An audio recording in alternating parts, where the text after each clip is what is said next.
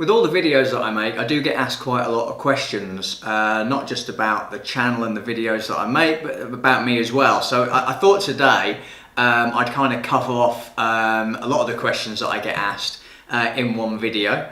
So we'll see what we've had in on videos. The first one says, I think you're the most amazing YouTuber. So thanks, Mum. Okay, so I do get asked lots of different questions, and I thought it'd be worth doing it. And I guess for me, once I'd completed my studies at WSET level 3, I knew that I wouldn't have the time to give over to be able to do the diploma, but I felt like I wanted to use what I'd learned in the studies in some way. And here in the UK, there's not a great deal of wine information out there that I feel is quite accessible. I think there's some really good wine schools where you can go and have an evening and learn about a very specific set of wines that you're going to drink. But wine for me still has a bit of an exclusive feel about it. TV shows I still think make it a little bit inaccessible to the ordinary person. And so I just wanted to create something that I thought would help people with their studies first and foremost, but actually would be a lot of fun for myself.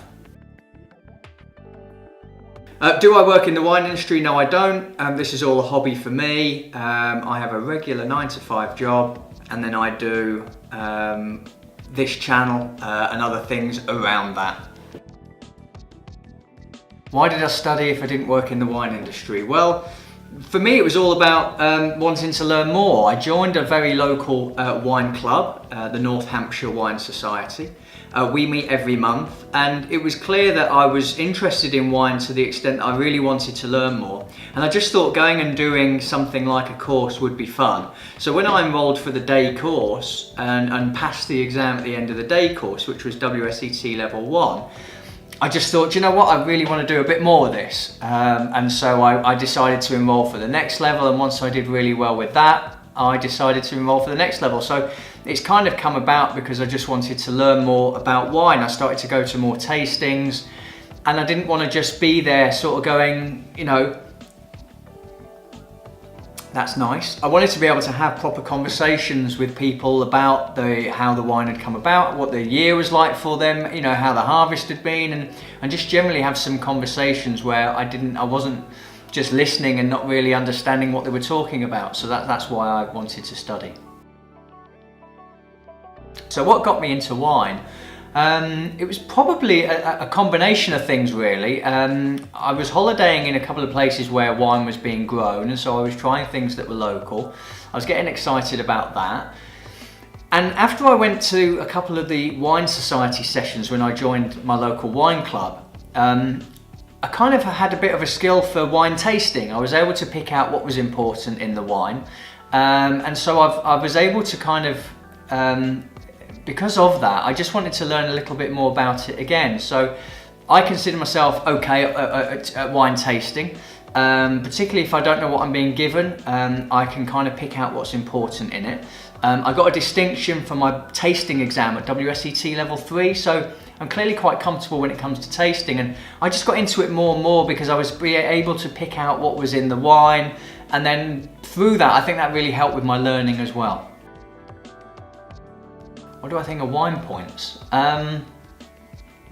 So when it comes to wine points, I guess, you know, something has been given a score based on someone's interpretation of the wine. It's their own opinion. Wine's really personal. It is their own opinion. So it's helpful if you're starting out because, you know, it's kind of saying, oh, well, someone thinks it's really good, so it's probably worth trying. But then at the same time, just because a wine doesn't necessarily score highly doesn't mean I won't enjoy it, because all of our palates are very individual and wine tasting is really personal. So they're probably quite helpful if you're starting out, but once you've gotten to know what you like and what you enjoy about wine, I would probably ignore them. I think the thing that excites me the most is the fact that so many different countries are producing so many different styles of wines. I especially like it when countries are like, well, let's give it a go and see what happens. Really excited about English wine for that reason. I think we've created a really good market for sparkling wines here in the UK. You know, locally where I live, there's a collection of vineyards who've come together to host events, and so for me, sparkling wine in the UK is something to be really excited about. I just think countries coming up with different styles that you never see is what excites me the most, always going to places and trying their wines.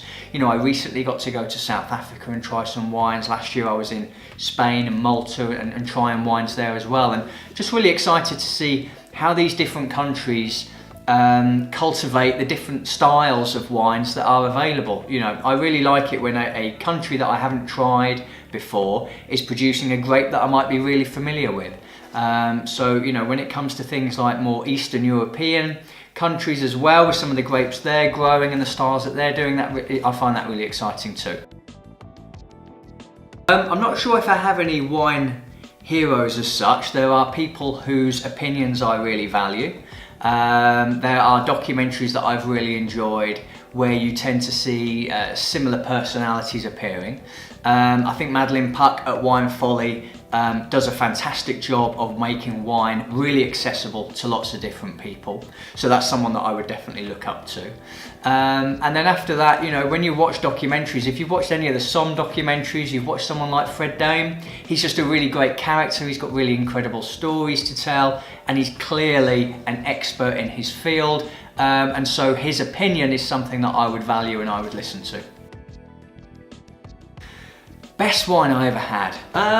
That's really difficult because I don't think I can remember what was probably the actual grapes or what the actual wine was. I've definitely been to places where I've had wine and just thought this is absolutely amazing. I was on a trip with my family. We were in Ronda in Spain, and we had a bottle of red there that was absolutely fantastic, so much so that we went and immediately ordered a second one. So that's quite memorable to me. Favourite red? I have a region that I really like, Northern Rhone Syrah. I haven't got a specific one within that. I just like Syrahs from Northern Rhone. They're probably one of my favourite reds. Although it's always easy to be surprised. You know, lots of different. I probably haven't tasted my favourite red yet.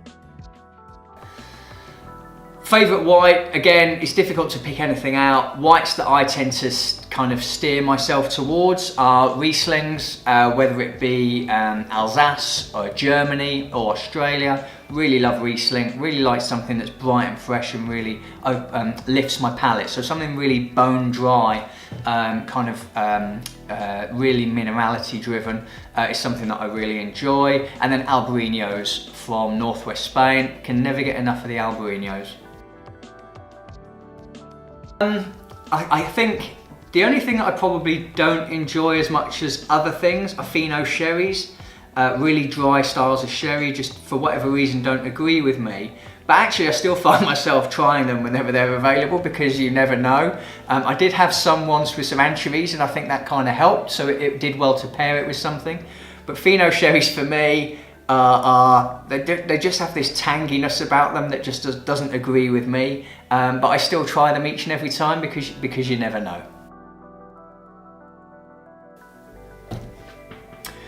Hopes for the wine channel really just to keep growing it, keep getting positive comments back from people, keep getting suggestions to make other videos, and really do what I can. You know, my wine channel, as I say in the introduction, is all about wine education and wine tastings, and I kind of don't want to really veer from that.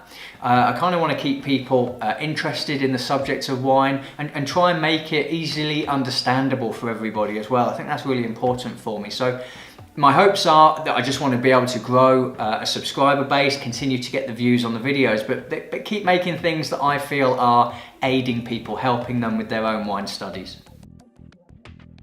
Which wine YouTubers do I watch? There's a few that I watch. I don't watch an abundance of wine content exclusively on YouTube.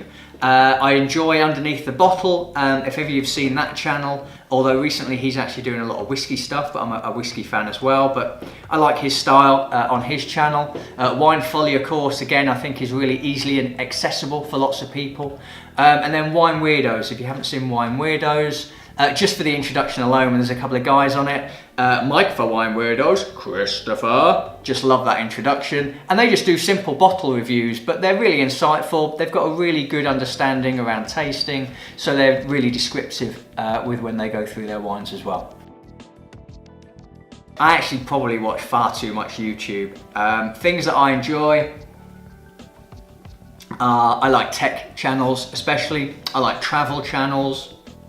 I really enjoy those. I like anything to do with movies. So things like Mr. Sunday Movies always makes me laugh. Los LeBlanc for travel. Your Average Consumer, Unbox Therapy for tech. These are things that I watch a lot of. And I also watch endless videos about Manchester United. So there we go. I hope that's been a bit of an insight into me and my hopes for this channel, as well as some other things about the channel as well as a bit of knowledge about my wine likes and dislikes. Over to you. Is there anything you'd like to ask me? Let me know in the comments section below. I'm the Grape Explorer, and I will see you again soon. Cheers.